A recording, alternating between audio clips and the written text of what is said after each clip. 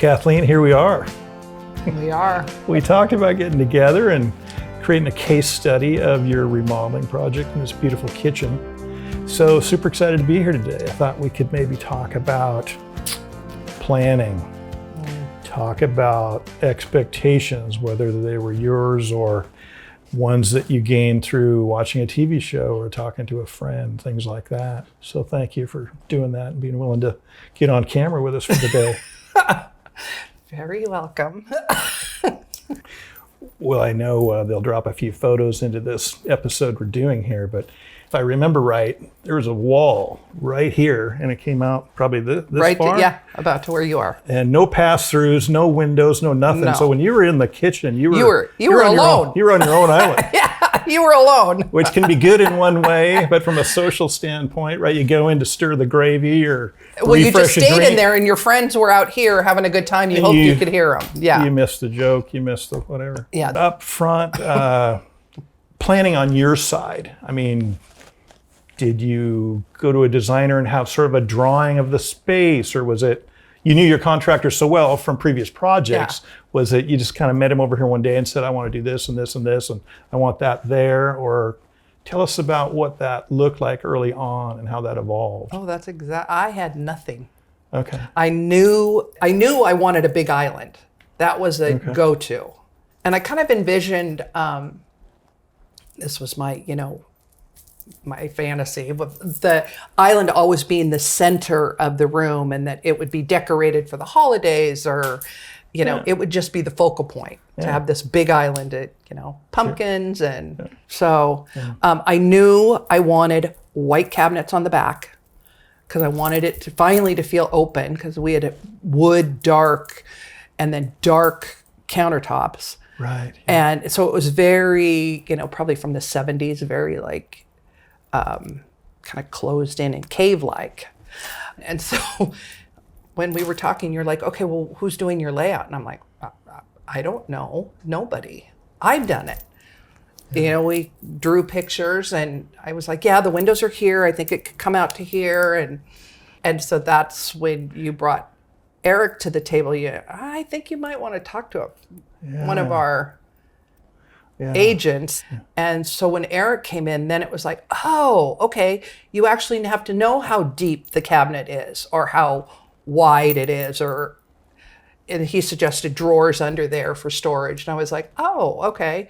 And I just thought, oh, okay, well, you just make drawers. And he's like, well, you got to draw it out. And it wasn't until he sent me that first draft of plans, I went, oh, this is really detailed. Yeah. I just didn't think about that.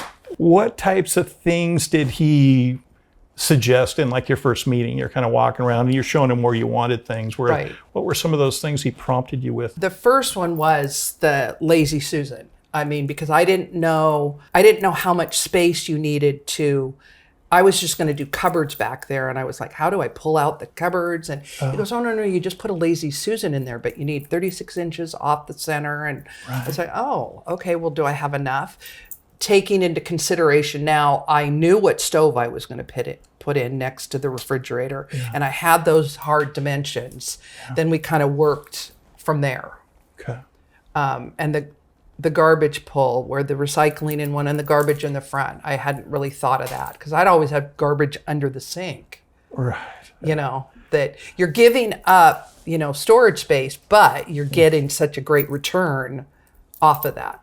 Okay. The other thing that he brought up was this island is so deep, and I just thought there would be, I'd just do pullouts. And he suggested shortening them and then having storage in the front side under the front of it. Not that you really notice it, but that there's good storage there for. So here, this was added. This was added. You weren't added. thinking of that. I wasn't thinking of that at all. Did you already know about the banquette idea before you met Eric? Yes, I'd never seen even heard it on that. TV. Imagine that, me, right? Banquette, what? But it was, this is not a real formal house, and I don't live a real formal life. And so I wanted to make it much more casual and relaxed. Yeah. But this house had always been the house that everyone came for the holidays. So I needed to be able to, have space for tables. Yeah. And I thought, oh, a long banquette, and it will frame the windows.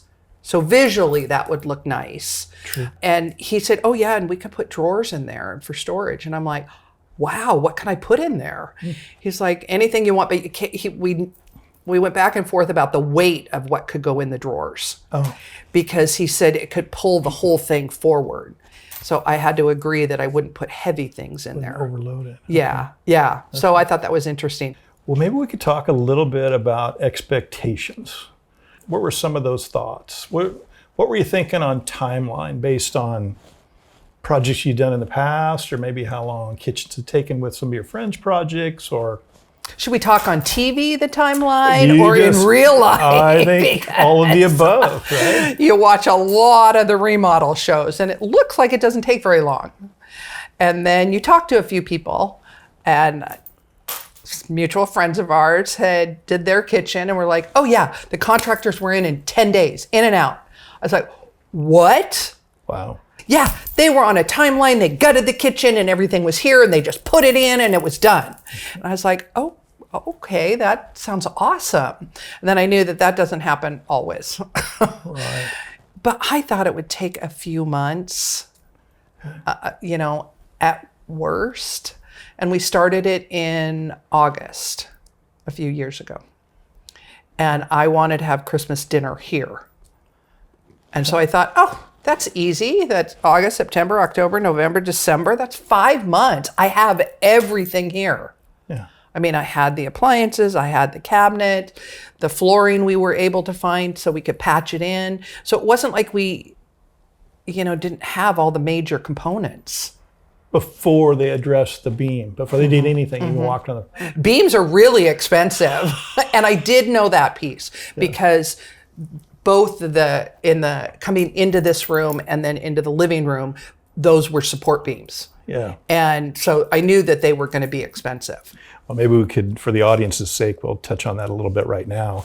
So you were thinking about budgeting. Oh, I need cabinets and a counter and I need some appliances. But we go back to the wall here. Yeah. Being a bearing wall. So in this room, your contractor had to build 2 temporary walls on each side, cut out a 3-foot trough all the way across the ceiling, and cut the joists, put in a 20-foot beam or so. Yep. Rehang the joists. So I mean, I don't know. Thank God I wasn't here because I would have been a nervous wreck.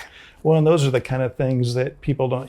You get your budget and say, okay, I can redo my kitchen for $73,000, and all of a sudden a contractor walks in and said, well, hey, we got to deal with a bearing wall here. Yeah. And it can add 10, 20, 30, maybe could be 50, 60 grand, but it's got to get done. Yeah. And if you want what the ultimate. Right. If you didn't want to have some posts coming up off your island, or Right. There's other ways to get around it, but and let's talk about, you have a concealed beam, right? The beam could have been hanging through the room. So that was even more involved. They really did a nice job. Yeah. Really did a nice job. And it was a year before it was finally done. And I'm writing that last check and I'm like, God, I don't even want to add everything up because it's way more than what I thought it was going to be. Okay. Nice segue into the budget, right? That's been thinking a lot about that ever since we started talking about doing this segment. And this is a really nice, bigger project. So what was your strategy on financing, and how did you think you'd go about it? Well, or did you have multiple strategies at that point? I kept watching TV. Of course, you watch the HGTV, and they, that is usually on in my house, just because I love to watch the beginning and the end and the process. Right. But so I kind of had an idea of what a kitchen should cost, right? You had the wrong idea. Absolutely. No doubt about that. Yeah. I was like, well, I don't think it can be that much over. I'm willing to spend, 20% more. And I think I ended up 25% more over just when I started actually writing checks and paying people. So in looking back, in all reality, this was a way bigger project probably than anything you'd taken on previously. Oh, absolutely. And I was naive and I underestimated how challenging it was going to be. We've touched on the cable TV shows that talk about remodeling and this and that. And like I say, a lot of times a bathroom. Hey, it's $3,800 and 2 weekends and you're done. Yeah. And go to a remodeling show. A lot of times a pretty basic bathroom anymore is starting at probably give or take $75,000 now. So those are some of the things that we hear about from our remodeling contractors, that it's good that it gives people awareness of some things like the disruption or generally how it goes or what you could expect, but they don't bring reality with respect to finances. No. That's for darn sure. Or expectation of time. They can show the picture how great it looks after the fact, but you just don't realize that. And because I didn't have a designer bringing me samples of whatever, I was going out and sourcing that. So, to go look at it and to take samples home and go, I like that. Do I like that enough to put it on here? Yeah. And I had done a little bit of homework looking at granite slabs, but then I decided I didn't want granite. I wanted quartz, which they're easier to maintain. Yeah. And so when I went in to look about Eric and I dealt with cabinets, he was like, well, what are you doing for the countertops? And I was like, I think I want quartz, but I thought I had to go to some quarry, and look at it. And so he says, well, go talk to the Wendy at Dunn. They have countertops. Yeah. And I was like, oh, okay. So I took the time to go in and look at it. I was like, that's going to be perfect, right? I didn't stress out about it too much, because if you know what you like and you put what you like in your house, things tend to all work together. Yeah. If you're confident you're really buying what you like. Yeah. Could you speak to some of the intentional design features you had? And I'm just noticing that the floating shelves are actually a natural medium colored wood too. Yeah. The house has all that natural color wood. So around every door jamb, every door is from there. I mean, a lot of it's still original. And so then I wanted floating shelves. I did not want the heaviness of the cabinetry there. I was willing to give up that storage space. I wanted, again, to match the wood so it looked cohesive. It looked like it could have been designed 40 years ago or 3 years ago. And because it's a mid-century modern house, you have to complement what's already there. I mean, it has a certain vibe to it. So to throw in a farmhouse style kitchen would not, it would have not felt cohesive. Gotcha. If I were to do it again, I really would have, one regret is my height of the drawers and the bench. It's too tall. And so when you sit to try to find a table, when you're sitting on the banquette, you're sitting up tall. Oh, because of the cushion. Yeah, because of the cushions there. And Eric did the exact for what a normal bench height is. And we didn't factor in a 2.5-inch cushion. Another thing was, in my old kitchen, I had a pull-out cutting board. And I thought that was... The old style wood. Yeah, wood come out. And, I'd clean it and bleach it. Oil it up. And so I felt was like, oh, no, I got to have that. That's what I want, Eric. And he's like, okay. And so we put it on the other side of the garbage can so you could just cut and throw. Oh, there you go. So he was thinking that for me. And I think I've used it once. And I was like, I probably better use that board because they now have sinks that have, the ridge that everything fits in there, from a dry rack to cutting boards, baskets, the whole thing. Everything, and the cutting board sits there all the time, so I don't need that. Which I laugh. I didn't know that. In your opinion, how much stress is involved in taking on a project like this? There's a lot.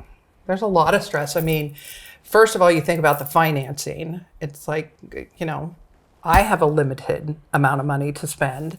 Most people do. And then it's the timeline stress and it's the inconvenience to your life and how you're going to be able to navigate your day-to-day routine with nothing normal. There's no normal, and I had never experienced anything like that. The only blessing was it was just me, right? So I could navigate. We had put the microwave downstairs, and so I was able to kind of create a little hot pot. I'd brought stuff from our boat, and so I had components so I could eat, right? And prepare things. I just didn't realize it would take so long. So you could function, other than a kitchen, you could function downstairs. Yeah, they parted off this whole area with whatever the plastic and the zippers and all of that. Yeah. So, it really, the only disruption in that piece was my refrigerator was stuck in the middle of the room. So I had to come in here to get whatever I wanted, refrigeration, and take it downstairs for preparing or whatever. There's a lot of takeout going on. A lot of takeout. Yeah. So they're obviously putting in dust control to kind of partition off this. Mm-hmm. How about just impact on other parts of the house with respect to staging and storage? Did any of the cabinetry end up in this area? Oh yeah, this whole area. And I hadn't moved the cable yet, the cable box for the TV. And so the TV was right in front of the doors here. So the cabinetry created a wall. It was this long, skinny wall. And I had a chair in the living room that I could watch TV at night. There was a few evenings I was not real happy. Pretty stressed. There might have been a cocktail or two. But because they were working over on this side, but this side was floor to ceiling cabinetry. Right up to the fireplace. Mm-hmm. Okay. And how about the unknowns? Were there unknowns going into it a little bit, or unknowns as you got into it, or you just didn't know how it was going to turn out? Or all of it's unknown. I have a tendency to wake up at night and just think about all of the options that can go right, can go wrong. What have I done? What haven't I done? What am I forgetting? And that did take its toll on me. Yeah. That worry piece of like, oh my God. Well, first of all, I can barely hit a hammer and, fix something. It's not like you're going to fire him and take over the job. Yeah, exactly. And so that was a huge anxiety when everything was gutted and I had this wall of cabinets and I'm watching TV from my living room into a dining room that really doesn't have anything in it that I could use, of going, oh my goodness, how did I find myself in this place? Yeah.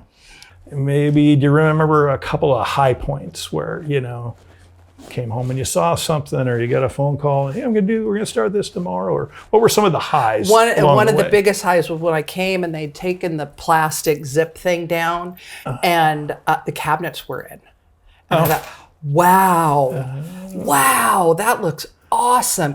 And first of all, it was so different, right? And a few days later, the countertops came. And I remember being in here, sitting on the wood on the banquette, kind of looking back and going, okay, this really has a nice view too. I mean, you look at it and it's just warm and welcoming, and it's reflective of me. And when we bought this house, I had always wanted to be the house where all the kids, all the people wanted to come over, make it very comfortable for everyone. And so kind of the motivation was, if I'm doing this, yes, for my day-to-day living, but I'm also doing it for the people that I love and enjoy. And the fact that I have something that I've created and that I love, right? It's my peaceful place, that I can share it with other people is paramount to me. So I always want to be the house where people want to come.